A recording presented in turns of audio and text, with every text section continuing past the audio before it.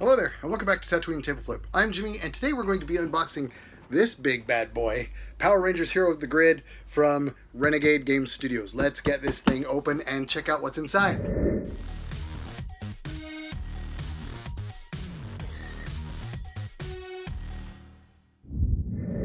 Alright, this is Power Rangers Heroes of the Grid. And this box is huge. Alright. Oh, the Rangers on the cover here, you can't tell just yet, but the logo and the Rangers are spot UV'd. Can you see that on there? That's terrific. Of course, the rule book here. It's a nice glossy paper. Shows the components, which is always good. And the setup. And of course, the rules. There's a little bit more to this game than I thought there might be.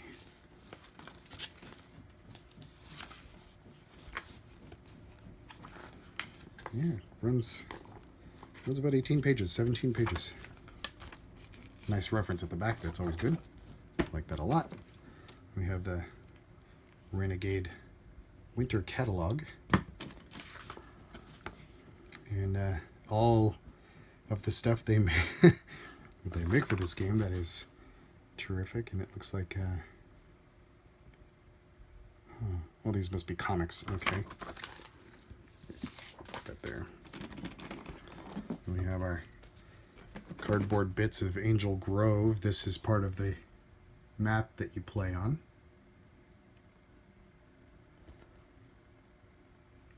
Some other various tokens.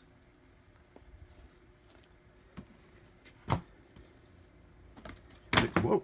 And apparently they're going to be very easy to punch out. And dual-sided.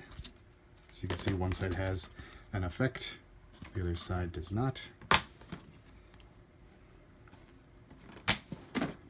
Oh, yep, things falling out already. These are single pieces of the map. And power level.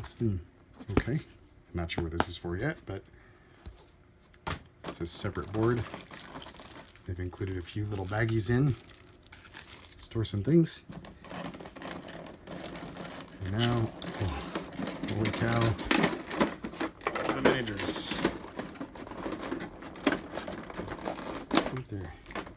A couple of trays, but they're taped to each other.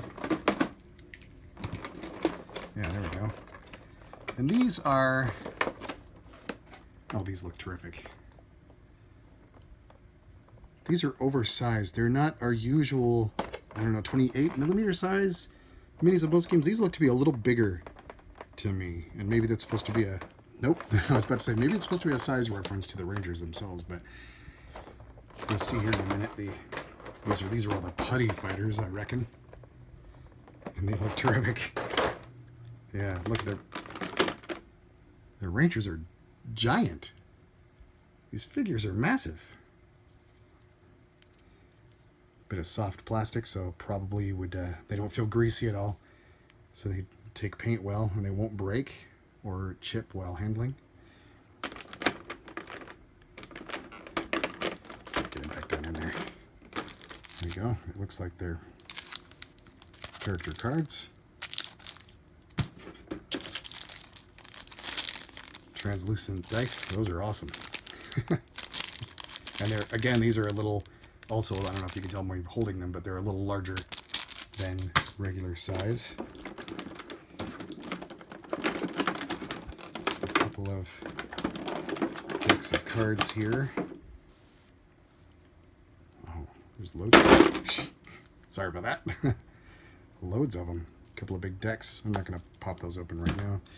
And then we have, of course, the Rangers and the bad guys. And look at these things. They look terrific.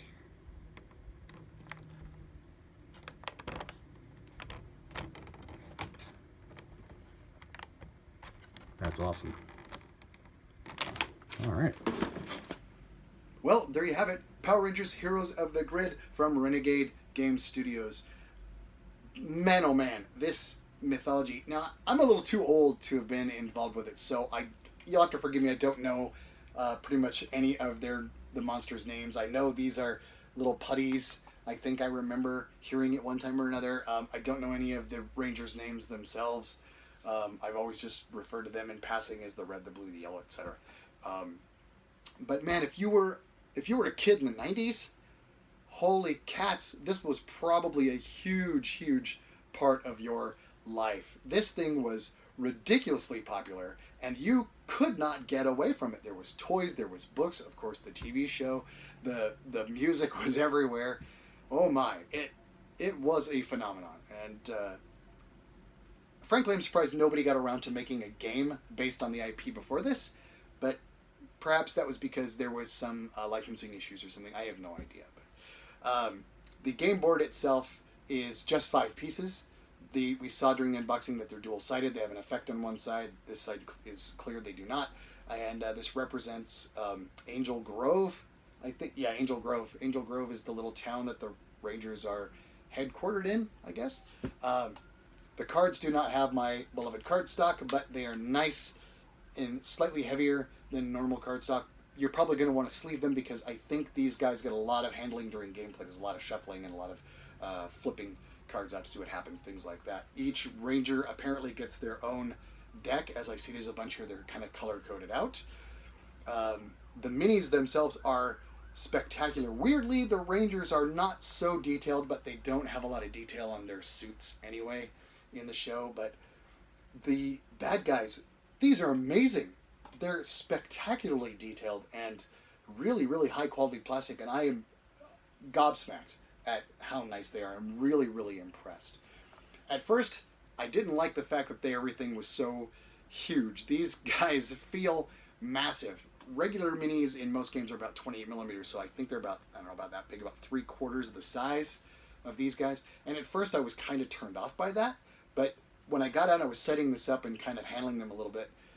I think now I kind of dig it. It lends the game more of a very tactile and chunky feel instead of just tiny little guys or cubes being pushed around the board. Speaking of which, these dice are also oversized. They're translucent. They have a slightly milky pink tinge to them, but they're huge, and oh man, holding a handful of these and rolling them is going to be loads of fun. And again, a nice hugely tactile feel to the game instead of just tiny little dice just chucking across the table.